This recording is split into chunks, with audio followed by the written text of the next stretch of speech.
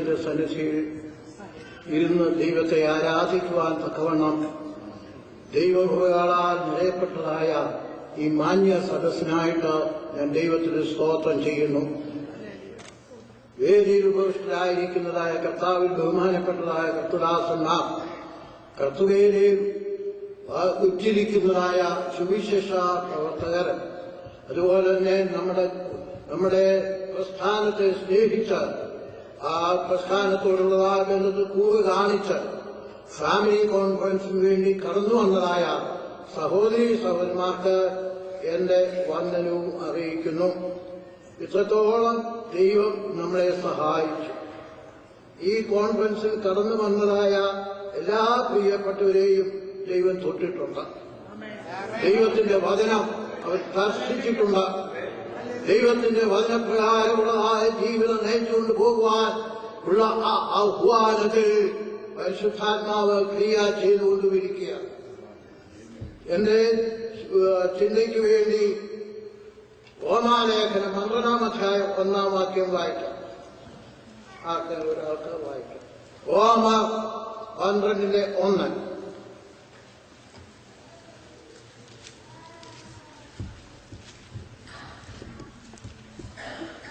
സഹോദരന്മാരെ, ഞാൻ ദൈവത്തിന്റെ മനസ്സലിവ് ഓർപ്പിച്ച് നിങ്ങളെ പ്രബോധിപ്പിക്കുന്നത്, നിങ്ങൾ ബുദ്ധിയുള്ള ആരാധനയായി നിങ്ങളുടെ ശരീരങ്ങളെ ജീവനും വിശുദ്ധിയും ദൈവത്തിന് പ്രസാദമുള്ള യാഗമായി സമർപ്പിക്കുകയും. ബുദ്ധിയുള്ള ആരാധന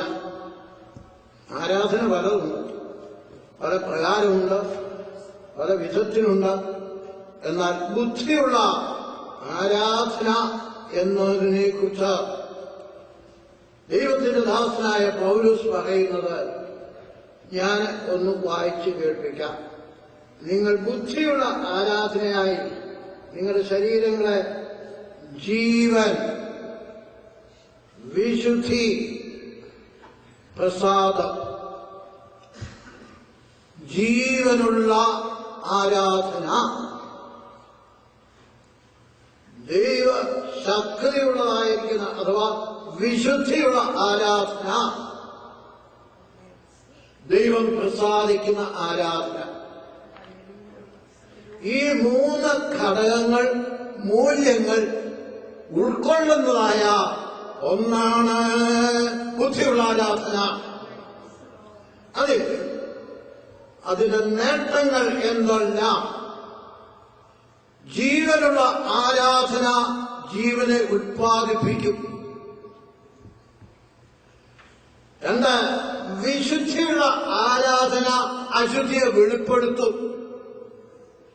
3, പ്രസാദമുള്ള ആരാധനയിൽ ഐശ്വര്യമായ അനുഗ്രഹവും ലഭിക്കും. ബുദ്ധിയുള്ള ആരാധന അഥവാ ജീവനുള്ള ആരാധന 1 ഫിലിപ്പിയ കാരാഗൃഹത്തിൽ നമുക്ക് കാണാം. ഫിലിപ്പിയ കാരാഗൃഹത്തിൽ ഫിലിപ്പിൽ ശുശ്രൂഷ ചെയ്യേണ്ടതിനു വേണ്ടി കടന്നുപോയതായ പൗലോസും ശീലാസും യേശു കർത്താവിനെ കുറിച്ച് സുവിശേഷം അറിയിച്ചതിനാൽ ആ ദേശനിവാസികളും മറ്റുള്ളവരും ചേർന്ന് തന്നെ വളരെ ഉപദ്രവിച്ചു. വസ്ത്രം പറിച്ചൊരിഞ്ഞ് അവരെ അടിച്ചു, കാരാഗ്രഹത്തിലാക്കി. കാരാഗ്രഹത്തിലാക്കിയത് പോരാഞ്ഞിട്ട് കാല് ആമത്തിലിട്ട് കൂട്ടി, കയ്യ് ചങ്ങല കൊണ്ട് ബന്ധിച്ചു. കാരാഗ്രഹ പ്രമാണിയെ പ്രത്യേകം പറഞ്ഞു അവരെ കാവല് ചെയ്തുകൊണ്ടിരിക്കണമെന്ന്. ഇങ്ങനെയുള്ളതായിരിക്കുന്ന പശ്ചാത്തലത്തിൽ ഇതാ പൗലോസും ശീലാസും കിടക്കുന്നു. അവർക്ക് കൈക്ക് സ്വാതന്ത്ര്യമില്ല, കാലിന് സ്വാതന്ത്ര്യമില്ല, ബന്ധിക്കപ്പെട്ടിരിക്കുകയാണ്. അവരുടെ ശരീരം മുഴുവനും അടികൊണ്ട് വേദനപ്പെട്ട് കിടക്കുകയാണ്. എന്നാൽ അവിടെ ആരാധന നടന്നു. ആരാധനയിൽ 3 കാര്യമാണ് അവിടെ പറഞ്ഞത്. പാട്ടുപാടി പ്രാർത്ഥിച്ച് ദൈവത്തെ സ്തുതിച്ചു. ഇവിടെ വന്നിരിക്കുന്നതായ ദൈവമക്കളോട് എനിക്ക് പറയാനുള്ളത്, പരിതസ്ഥിതിയുടെ അനുകൂലതയിൽ നീ ദൈവത്തെ ആരാധിക്കുന്നുവെങ്കിൽ അതിന് ശക്തിയില്ല, ജീവനില്ല. പിന്നെയോ പ്രതികൂലങ്ങളുടെ നടുവിൽ, പ്രതികൂല സാഹചര്യത്തിൽ വേദന എടുക്കുമ്പോൾ, കാലിന് സ്വാതന്ത്ര്യമില്ലാതിരിക്കുമ്പോൾ, കൈക്ക് സ്വാതന്ത്ര്യമില്ലാതിരിക്കുമ്പോൾ, ശരീരം മുഴുവനും അടികൊണ്ട് നീറിക്കൊണ്ടിരിക്കുമ്പോൾ ഹല്ലേലൂയ, പ്രാർത്ഥനയുണ്ട്, പാട്ടുണ്ട്, സ്തുതിയുണ്ട്. ഇവിടെ ഇതൊന്നുമില്ല, കാരാഗ്രഹവുമില്ല, അടിയും കിട്ടിയിട്ടില്ല, ഒന്നുമില്ല. സ്തുതിക്കുന്നുണ്ടോ? ആരാധിക്കുന്നുണ്ടോ? ഞാൻ ചോദിക്കുന്നു, വായില്ലാത്തൊരിവിടെ ആരെങ്കിലും? എല്ലാവരും വായുള്ളവരാണ്. എന്നാൽ വായു എന്തിനു പ്രയോഗിക്കുന്നു? അവരുടെ വായിൽ പുതിയൊരു പാട്ട് തന്നു. നാശകരമായ കുഴിയിൽ നിന്നും കുഞ്ഞേറ്റിൽ നിന്നും അവനെ കയറ്റി പാറമേൽ നിർത്തി എന്റെ ഗമനത്തെ സ്ഥിരമാക്കി എന്റെ വായിൽ പുതിയൊരു പാട്ട് തന്നു. അങ്ങനെ രക്ഷിക്കപ്പെട്ടതായ ദൈവജനമേ, നിന്റെ വായിൽ എന്തുണ്ടായിരിക്കണോ? കൊലോസ്യ ലേഖനം 1-ാം അധ്യായത്തിൽ പറയുന്നത്, അവൻ നമ്മെ അന്ധകാരത്തിൽ നിന്ന് വിടുവിച്ച് സ്നേഹസ്വരൂപനായ പുത്രന്റെ രാജ്യത്തിൽ ആക്കി വെച്ചിരിക്കുന്നതിനാൽ സന്തോഷത്തോടുകൂടെ സ്തോത്രം ചെയ്യണം. 2-ാം അധ്യായത്തിൽ പറയുന്നത് സ്തോത്രത്തിൽ കവിഞ്ഞുമിരിക്കണം. 3-ാം അധ്യായത്തിൽ പറയുന്നത് സ്തോത്രം പറഞ്ഞും കൊണ്ടിരിക്കണം. ദൈവത്തെ നമ്മൾ ആരാധിക്കുമ്പോൾ അത് ജീവനുള്ളതായി മാറുന്നത് ഏതിലാണെന്ന് ചോദിച്ചാൽ അത് ദൈവത്തിനുള്ളതായ പൂർണ്ണ സമ്പൂർണമായ സമർപ്പണം. ശരീരത്തെ നോക്കുന്നില്ല, കാലിനെ നോക്കുന്നില്ല, കയ്യെ നോക്കുന്നില്ല, വേദനയെ അറിയുന്നില്ല. അവരത് ദൈവസന്നിധിയിൽ രണ്ടുപേര് ആത്മാക്കളുടെ പെരുപ്പത്തിലല്ല, ആത്മാക്കൾ സകല കൂടുതലും കൂടെ കൂടുന്നതല്ല. പിന്നെയോ വായിൽ കൊണ്ട് ദൈവത്തെ സ്തുതിക്കുന്നത് നിന്റെ സന്തോഷം കൊണ്ടാണ്. സ്തോത്രം, സ്തോത്രം. ഞാൻ ചോദിക്കട്ടെ, ആരാധന കണ്ടുകൊണ്ട് രക്ഷിക്കപ്പെട്ടതായ ആരെങ്കിലും ഇവിടെ ഉണ്ടോ? ഞാൻ പറയാം.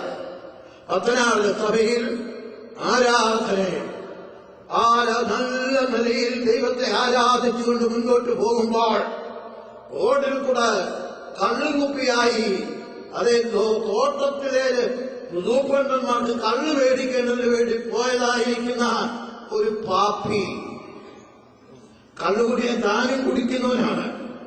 ഉടനെ പെന്തിക്കോസ്തുകാരുടെ ആരാധന കാണാം, അവിടെ മറുഭാഷ കേൾക്കാം എന്ന് പറഞ്ഞുകൊണ്ട് റോഡിൽ സ്വപ്നം നേരം നിന്നപ്പോൾ ഏതാണ്ട് 10-14 വയസ്സ് പ്രായമുള്ള മേരിക്കുട്ടി എന്ന് പറയുന്നതായ ആ സഹോദരി ആത്മാവിൽ കൂടെ ഓരോരുത്തരെയും വിവേചിച്ചുകൊണ്ട് പരിശുദ്ധാത്മ നിറവോടുകൂടെ അന്യഭാഷ സംസാരിച്ചപ്പോൾ ഈ മനുഷ്യന് തോന്നി, ഇതാരാണ്, എനിക്കൊന്ന് കാണണമെന്ന്.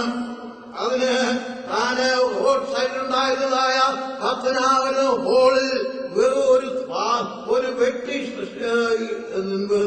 ഒരു ചെറിയ ഷെഡിനകത്ത് ദൈവജനം ദൈവത്തെ ആരാധിച്ചുകൊണ്ടിരുന്നപ്പോൾ ഈ മനുഷ്യൻ ഈ പെൺകുട്ടിയെ കാണാന് ഇങ്ങനെ കഥകിന്റെ അവിടെ കൂടെ നോക്കിയോടനെ ഈ പെൺകുട്ടി പറഞ്ഞത്, പാപിയേ,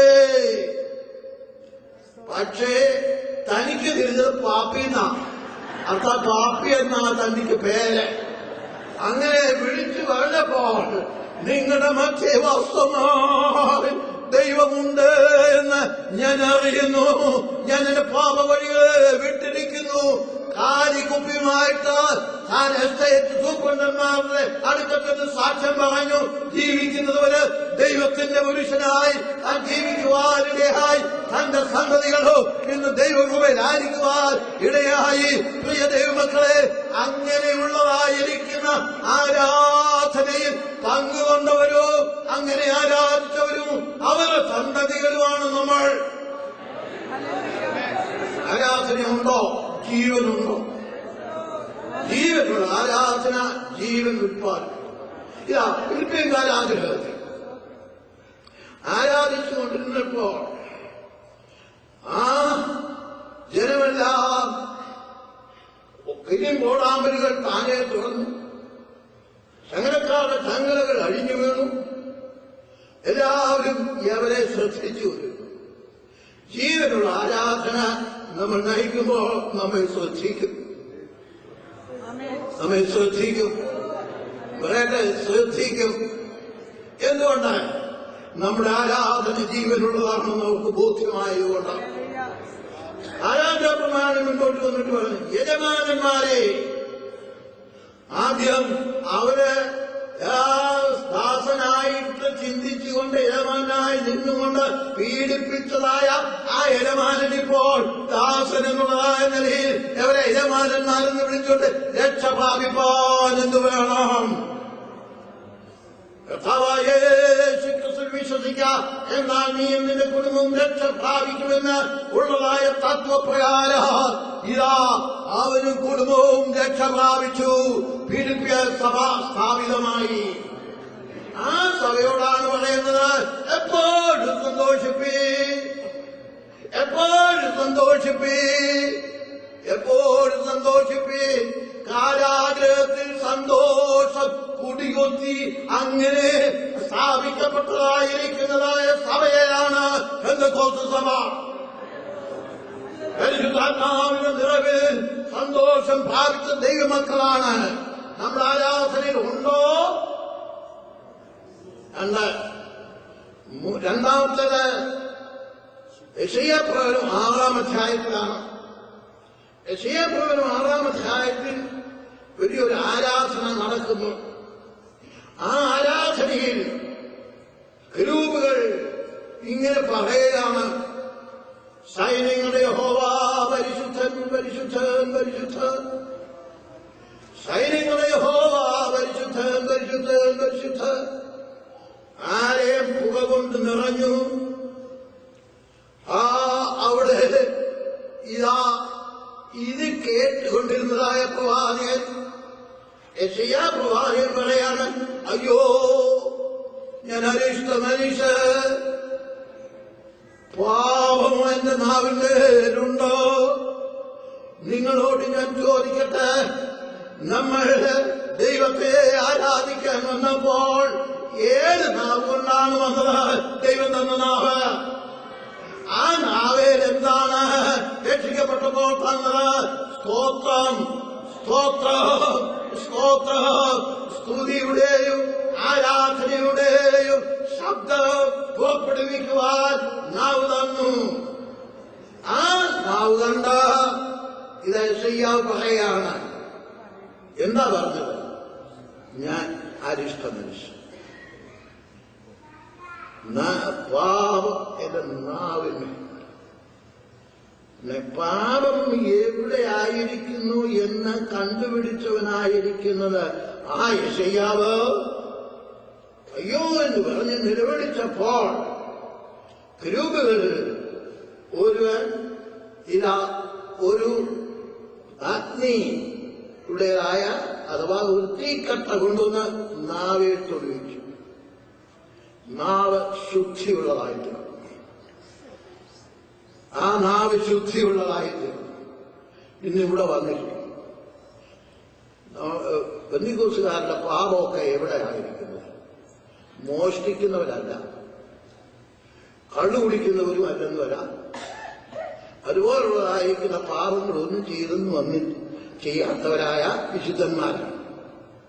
എന്നാൽ ഈ നാവ് കൊണ്ട് കള്ളം പറയും, ഈ നാവ് കൊണ്ട് ശപിക്കും, ഈ നാവ് കൊണ്ട് പ്രാകും, ഈ നാവ് കൊണ്ട് നുണ പറയും. വളരെ സഹനമായി, വളരെ സഹനമായി. ഈ നാവ് കൊണ്ട് ഇത് ആ പാപത്താൽ നാവ് തടിച്ചു വന്നു. നാവ് അനക്കാൻ വയ്യാതെ ആരാധന. പിന്നെ ഇപ്പം പഴയതുപോലെ തന്നെത്താൻ ശോധന ചെയ്ത് വേണം ഈ അപ്പം തന്നെ പാനപാത്രം കുടിക്കുകയും ചെയ്യുവാൻ എന്ന് പറയുന്നതായിരിക്കുന്ന സെന്റൻസ് വായിച്ചു കേൾപ്പിക്കും. പക്ഷേ ശോധന പറയുന്നതായ വായിക്കുന്ന താൻ തന്നെ ശോധന ചെയ്യേണ്ടതാണ്. തന്നെത്താൻ ശോധന കഴിക്കണം. തന്നെത്താൻ ശോധന കഴിച്ച് വിശുദ്ധിയിൽ നമ്മൾ ദൈവത്തെ ആരാധിക്കുമ്പോൾ പുകകൊണ്ട് നിറയും. ആരെയും പുകകൊണ്ട് നിറയും. ദൈവത്തിന്റെ സാന്നിധ്യം അവിടെ വെളിപ്പെടും. ഞാൻ പറയട്ടെ, ഞാൻ കൊച്ചു ചെറുക്കനായിരുന്നപ്പോ, ഇപ്പം വയസ്സനായി, അന്ന് ചെറുക്കനാണ്, കുമ്മനാട് നമ്മുടെ ജനറൽ കൺവെൻഷൻ കാണാനായിട്ടും സംബന്ധിക്കാനായിട്ടും ഞാൻ സ്കൂളിൽ പഠിച്ചുകൊണ്ടിരിക്കുമ്പോൾ അവിടെ ചെന്നാണ് അവിടുത്തെ ആ പഴയ പന്തലെന്നൊക്കെ പറയുന്നത് നിങ്ങൾക്കറിയാം, ഓല കൊണ്ട് മേഞ്ഞതാണ്. ആ ഓല കൊണ്ട് ഉണ്ടാക്കിയതായ ഒരു പ്രാർത്ഥനാ ഷെഡ് അതിന് അടുത്തുണ്ട്. ആ പ്രാർത്ഥനാ ഷെഡിൽ എല്ലാവരും അതിന് കൃപാവരമുള്ളവരൊക്കെ വന്ന് പ്രാർത്ഥിക്കുകയാണ്. എവിടെ നിന്നോ ഒരു പ്രാന്തി അവിടെ കൊണ്ടുവന്നിട്ടുണ്ട്. ആ പ്രാന്തിക്ക് വേണ്ടി പ്രാർത്ഥിക്കാനായിട്ട് തോപ്പം നമ്മുടെ വിശുദ്ധന്മാരെ അകത്ത് കയറി പ്രാർത്ഥിച്ചു. ഒരു ദിവസം ഒരുത്തിന് മുറി വെച്ചുകൊണ്ട് അവിടുന്ന് സ്ഥലം വിടേണ്ടി വന്നു. അത് കഴിഞ്ഞിട്ട് പത്തിച്ചിറ യോനാച്ചൻ എന്ന് പറയുന്നതായ കർത്താവിന് വിലപ്പെട്ട ദാസൻ, ഒരു പ്രവാചകൻ, കയ്യിലെപ്പോഴും ഒരു ചെറിയ ഹാർമോണിയുണ്ട്. ആ ഹാർമോണിയം പിടിച്ചുകൊണ്ട് പാടിക്കൊണ്ട് അതിനകത്ത് കയറി താൻ ആരോടും ഒന്നും പറയാതെ അവിടെ കുത്തിയിരുന്നോട്ട് പാട്ട് തുടങ്ങി. ഈ ഹാർമോണിയിൽ കൂടെ പാട്ട് പാടിയപ്പോൾ ഇതെന്തെന്ന് കാണാൻ വേണ്ടിയിട്ട് അവിടെ കൂടി വന്നവര് നല്ല ഒരു കൂട്ടം അവിടെ വന്ന് ഈ പാട്ടിനോട് കൂടി ചേർന്ന് പാടി. നല്ല പാട്ട്, അനുഗ്രഹിക്കപ്പെട്ട പാട്ട്, ഉണർവുണ്ടാക്കുന്നതായ പാട്ട്. ഈ പിശാച് അവിടുന്നോട് പറയും, എനിക്ക് ഇവിടെ ഇരിക്കാൻ വയ്യായേ, ഞാൻ പൊക്കോളാമേ. ആരാധനയില്ല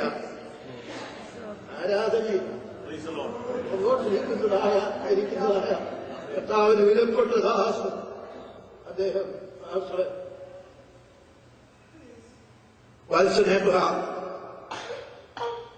ആ തലമുറയിൽ വാസ്തവമായി ആരാധനയുടെ മാധുര്യം ഉണ്ടായിരുന്നു. പറയട്ടെ, ഇന്നോ ഒന്നുകൂടെ ഞാൻ പറയട്ടെ, ഇന്നോ ആരാധനയിൽ തീയിറങ്ങണം. തീമല്ല പ്രാധാന്യം, തീയാണ് പ്രധാനം.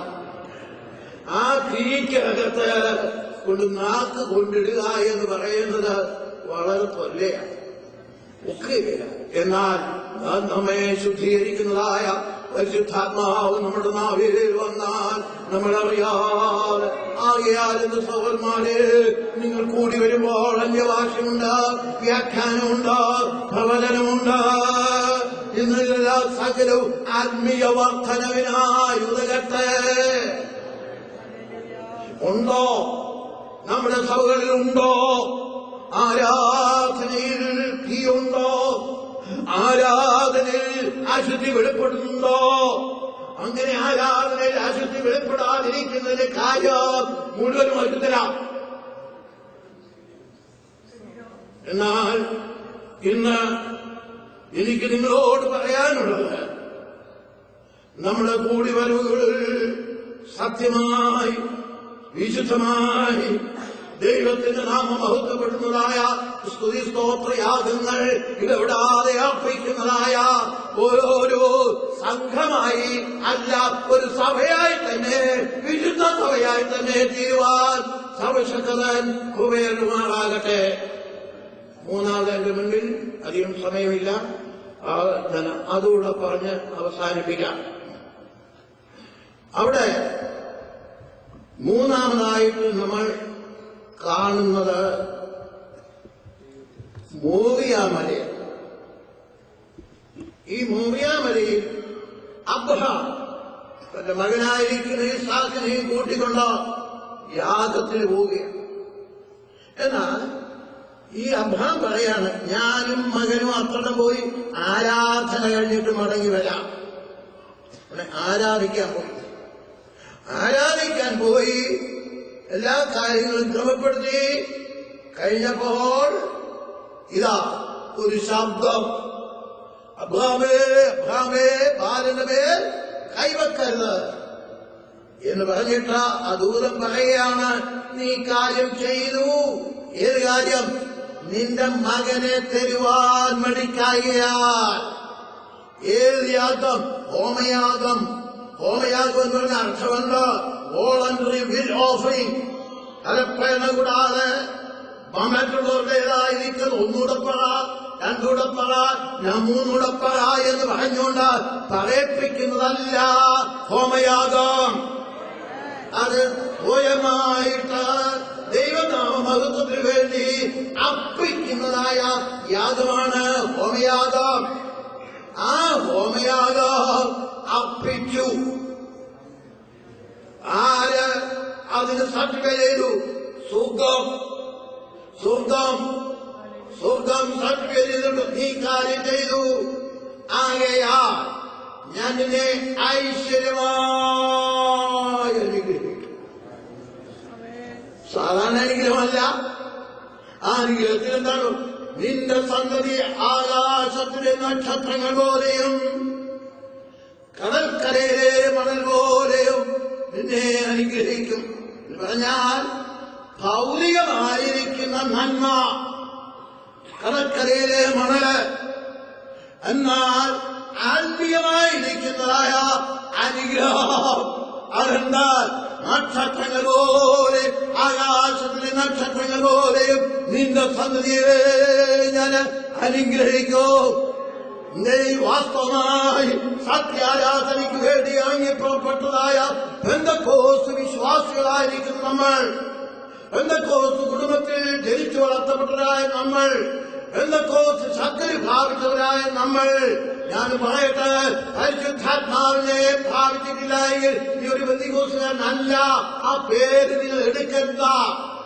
എന്നാൽ പരിശുദ്ധാത്മാവിനെ പ്രാപിച്ചുകൊണ്ട് ആത്മനിറവോടുകൂടെ ദൈവത്തെ നമ്മൾ ആരാധിക്കുമ്പോൾ ഭൗതികമായ നന്മ അങ്ങനെ പ്രാപിച്ചവരാണ് ഭൂരിഭാഗം. കഴിഞ്ഞ ദിവസം ഭക്ഷണത്തിന് ഇരുന്നപ്പോൾ വിഭവസമൃദ്ധമായ ആഹാരം ക്രമീകരിച്ചു. എന്റെ അടുക്കൽ 2-3 ഭാഷന്മാരുടെ മക്കൾ വന്നു അടുത്തു. ഞാനും അതിലൊന്ന്. ഇവിടെ വരാൻ കാര്യമുണ്ട്.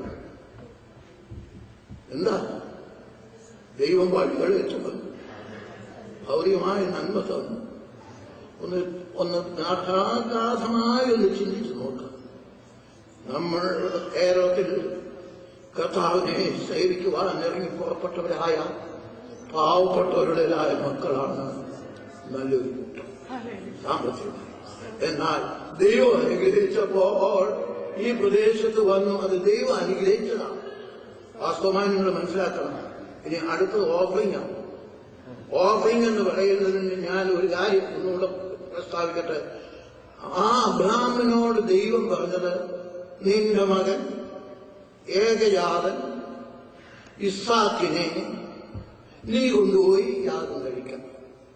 ഉടനെ വേറൊരു കൊച്ചനില്ല, വേറൊരു മകനില്ല. ഒന്ന് ആ ഒന്നിനെ കൊണ്ടുവന്ന് യാഗം വെച്ചു, യാഗം അർപ്പിച്ചു.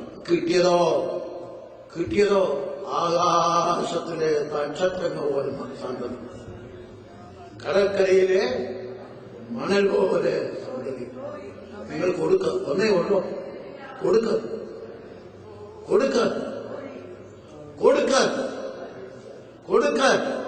ആരും അനുവദില്ല, ആരും പറയുന്നുമില്ല. അവിടെ ഒരു സൗകര്യക്ക് മാത്രമേ ഗ്ലോറി വരുന്നുള്ളൂ. ഞാൻ പറയട്ടെ, അങ്ങനെ നീ കൊടുത്താൽ ദൈവത്തിന് സ്തോത്രം. കർത്താവ് നിന്നെ ആകാശത്തിലെ നക്ഷത്രങ്ങൾ പോലെയും കടൽക്കരയിലെ മണൽ പോലെയും അനുഗ്രഹിക്കുന്ന ഒരു ദൈവമാണ് നമ്മുടെ ദൈവം. ആ ദൈവത്തെയാണ് നമ്മൾ സേവിക്കുന്നത്. ആ ദൈവത്തിൽ നമുക്ക് ആശ്രയം വെച്ചുകൊണ്ട് ബുദ്ധിയുള്ള ആരാധനയായി മുന്നോട്ട് പോകുവാൻ സർവശക്തൻ കുബേരട്ടെ എന്നുള്ള പ്രാർത്ഥനയോടുകൂടെ എന്നെ വാക്കുകളെ ചുരുക്കുന്നു.